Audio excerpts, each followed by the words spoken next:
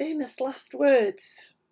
I'm trying to get back live streaming, but I appear to be having problems once again with the internet.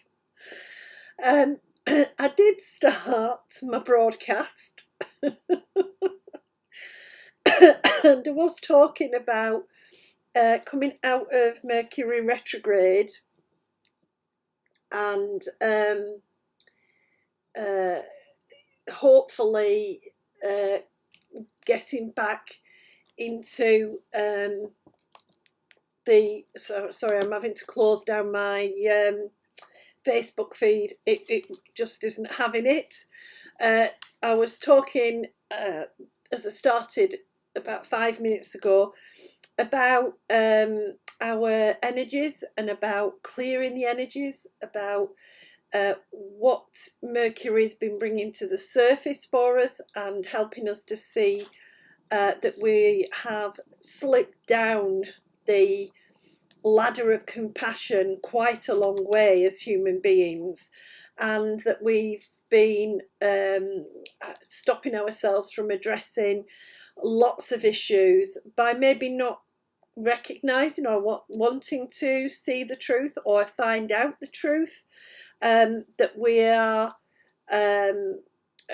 struggling as human beings to work together to make the energies clear and clean, and so that we can rise in our intuitive levels and see the world in a different way and bring forward the creative and inspired solutions that we need in order to be able to have a better world for everybody. So this week there's been an energy of wanting to run away and hide from humanity, a sense of, oh, I can't keep doing this, I just need a rest, need a break. So you may have been feeling quite unsettled. You may have found that you aren't sleeping very well and your dreams may very much be disturbed. What I need to remind you is that we are still working on clearing this stuck emotional energy that sits in the Earth's aura, that's all around us, and that we're subject to because we're part of the Earth's aura, we're part of the Earth's creation. So that these dreams are the signal of us needing to kind of clean up our act. It's not just clean up in terms of climate change and clean up in the ways in which we are not doing the best for each other or for the planet and animal kingdoms, but for us to recognise this has an energy impact and that we are actually in energy that is not good for us, that is holding us back. And Rafe's with me tonight to try to help make sense of last week, to encourage you to see that we need to recognise the work that we're doing, all of us are doing, and we need to recognise that the truth is coming to the surface. And instead of sort of going, right, I'm just going to let it pass, I'm going to sit quietly and never mind what's going on outside, we've got to get engaged and we've got to become more active in our determination to make change. Mercury always brings a lot to light, and for me it always takes a little bit of time to process. It takes a little bit of time to put some deeper thinking in and some reflection, and I've certainly needed 2 or 3 days this week of simply reflecting on what Mercury's brought up for me and for the planet, and working out, right, how do I deal with that? What do I do next? We've stepped into July. The year is going so fast, but my guides have been telling me right since the beginning of the year that we have an issue with July. We're getting bombarded with so much truth that we might become unshockable, I suppose, or not shocked by what we're hearing, rather dismissing it and going, yeah, well, and not looking at what we can do in order to contribute to using the truth that's emerging and to change the systems by which we govern and operate. And I know for me, I always kind of go back to, what can I do? It's a little bit like a default setting for humanity, I think. What can I do? And yet we don't realise how much we actually can do, especially when we think about the non-physical beings helping us, inspiring us. And you may find during July that you are very, very sensitive to your intuitive information. Your psychic senses have come more online, and you get a sense of the other worlds, the other dimensions, and the non-physical beings, that you tune in more through that. I always call it my gut feeling, but it's not really a gut feeling. It's the information coming into my mind that's in about the energy. That's how I do these broadcasts. Rafe helps and plugs me into where I need to be to find out what the energy is, and then the guides come in and inspirers come in and use that energy plug to kind of impart the information they want to share. And you may find that you are picking up things that you wouldn't normally pay any attention to, because what I do is move it from kind of information my brain shoves on one side and says, oh, she doesn't need that, into information that comes into my conscious mind. This is how channeling actually works. It comes into your conscious mind, and then you can speak it out on behalf of whoever is placing that information there. So being aware that as human beings, we all have this ability and we can all do this, and that what's happening is that you are a part of that information loop. So all of the stuff that's coming to the surface through our physical senses, seeing things on the news, listening to reports, reading articles, all of that is enhanced by the intuitions that you can feel about whether something is true or not, whether it carries good energy or not. And this month is a very turbulent month because we're at a decision point. We have to think about what we're going to do. We have challenges here that can't defeat us, because I very firmly believe that humanity will continue and continue and continue, but can make life either harder or easier. And one of the ways that I've experienced it this week has been having some retreat time, but also in that retreat time kind of counting my blessings. Rafe's been sat beside me and we've been chatting about what's good in my life, what I've got in my life, the things maybe I don't even consider, the fact that we're on a planet so full of abundance and beauty. It's been interesting because I haven't wanted to take my camera out and photograph, but I've wanted to look at the trees, look at the sea, look at the plants, look at the animals bouncing around. And so sweet, yesterday morning I saw a fox just wandered across the road in front of me. Really wonderful, but I know it was part of Rafe and my guides helping me to understand where I fit in all of this, and that we all share such a beautiful, beautiful planet.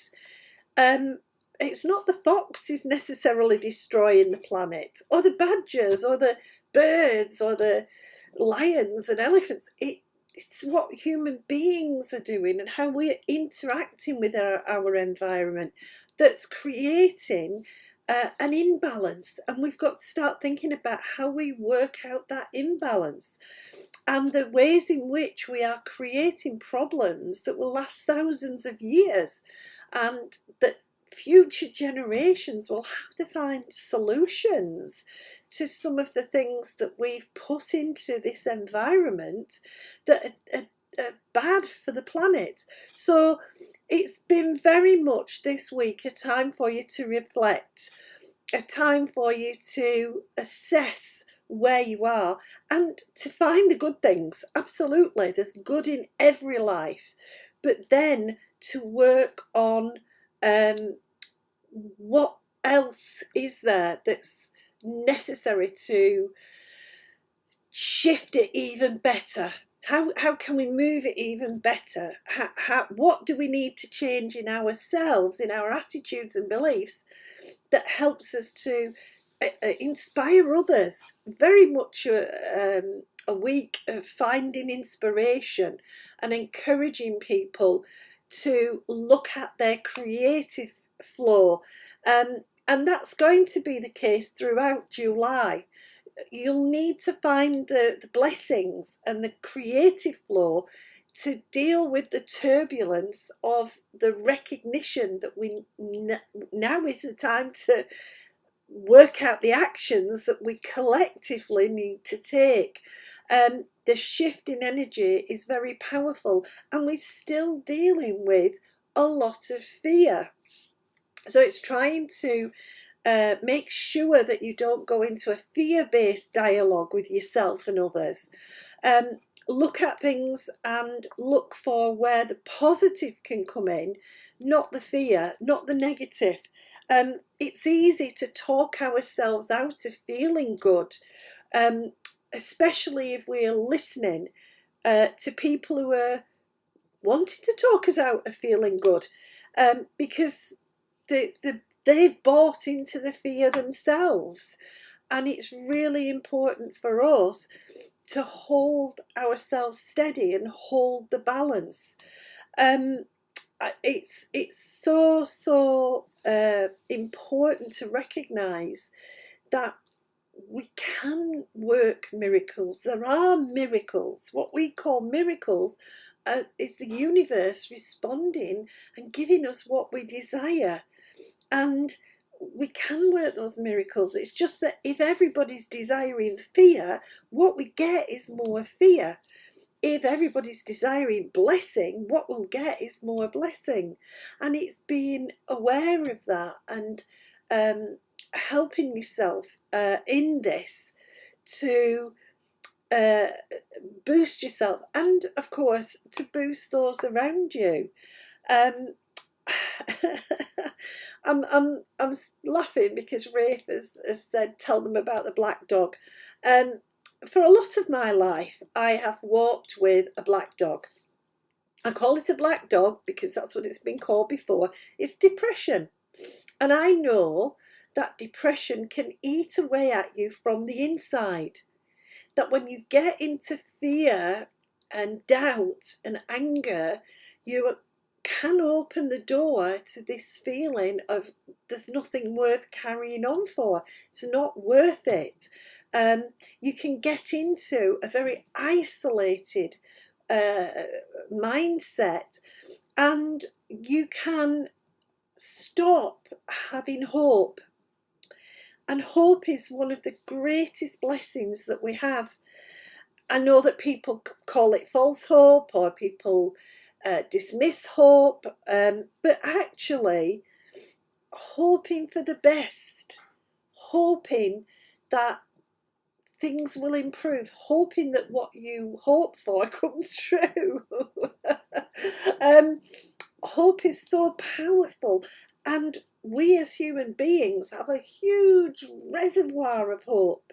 If we don't let the doubt, the fear, the depression eat it away, if we can stay focused on the blessings of each day and hope that each day will bring us new blessings. Sometimes it's been a question for me of just hoping that the next day brings me some little ray of sunshine or some little golden nugget of joy just to get me through, if you like. And I think that's an important thing to remind ourselves of, the vast capacity we have for hope. We tend to think that things stay the same. We don't realise how things move on so quickly. Rafe is always reminding me the way I am now is not the way I was, 2 years ago, 10 years ago, 30 years ago. And it's about the fact that things don't always last forever. But when we're in them, we do think they'll last forever, especially if we're fearful and doubtful and depressed and angry, and we think that's going to be the way our life is. And yet life doesn't work like that. If we but consider the whole of our life, it doesn't consist of all of the same, but there are differences, and hope is part of that. Hope is the thing that helps us to keep that spark of passion and interest alive. It came up for me this week because I was doing my daily cards. I pick cards for myself. And I was thinking very fondly of a lovely lady called Margaret, my friend, who introduced me to cards. And then it dawned on me that it was 30 years since I'd first started reading cards. And this lovely, inspiring friend had set me on that path. And out of that path has come so many things. I'm so far away from I don't know where, I'm just so far away from wherever I could have imagined 30 years ago that I would be. Totally, really in a whole different me and a whole different life.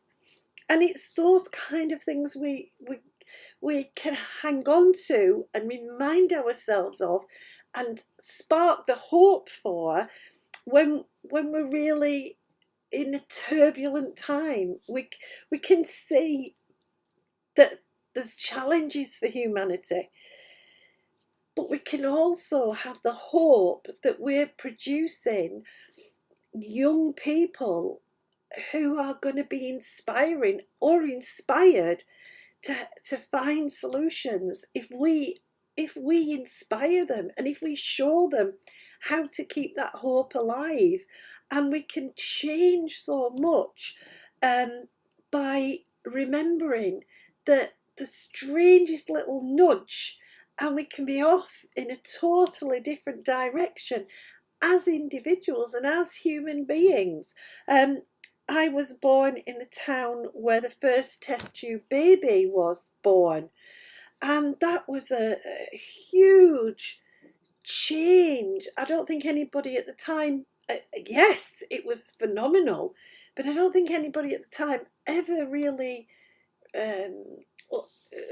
grasped the impact of what it would mean for the lives of people who couldn't have children, and the way in which children have been born who wouldn't have been if that hadn't happened. And it's that sense of one little nudge, one little tweak, one piece of something that shifts us in a new direction. So in July, look for those little signals. Look for those little, I call them breadcrumbs sometimes. Look for those little breadcrumbs that are going to shift you, and don't expect anything. Just go with it, because where you end up may be phenomenally different than where you are now, but for all the best reasons. Hope is hard to maintain in the face of challenges, but hope is vital. Hope is the message that we're bringing for the future. The guides and inspirers want to give you that personal connection to hope. Be open to your intuitive side. Allow yourself to follow that gut feeling. If it's in the heart, it's the right direction. If it's in the head, well, it's 50-50, because if your head isn't with your heart, it isn't going to work. So do what you can to focus on hope, to focus on the future, and that we can build a better, compassionate, peaceful human race going forward. Riff, I've asked him what's the energy of next week like, because obviously I'd like to know. And it's a bit like a weather forecast, a bit of everything. So over the coming week, expect a bit of everything. Sunshine, showers, storms, rain, wind, hot, cold. Just expect, and don't be put off by the trickiness of the energy, the changing flow of the energy. You'll be up, you'll be down, you'll be sideways, turned around. Stay centered, stay in the eye of this storm, and allow yourself to hope that what is coming is the best for all of us. That's his best advice, he says. Right, okay, so we'll see how that goes. And he says, above all, find the laughter. Find whatever you can. The laughter is key in the coming week. Just life, don't take it so seriously. In other words, try to find some laughter to help you through. When I get in a muddle, as I sometimes do, and I find myself, I'm turned and I've gone in the wrong direction, or I've walked upstairs for the 15th time and forgotten what I've gone up for, I laugh. I laugh because it's life, and I laugh because I have that ability to laugh. So remember, laugh, love, share the compassion, pass on the inspiration, and trust your intuition. I'll be back next week, I think. I'm going to have to deal with another technical issue. Mercury's last blast. I will get it sorted. So thank you very much. If you've watched on YouTube, I will be posting this to Facebook. Thank you if you watch on Facebook as well. Sometimes it works, sometimes life doesn't. Take care, everyone. Have a good week.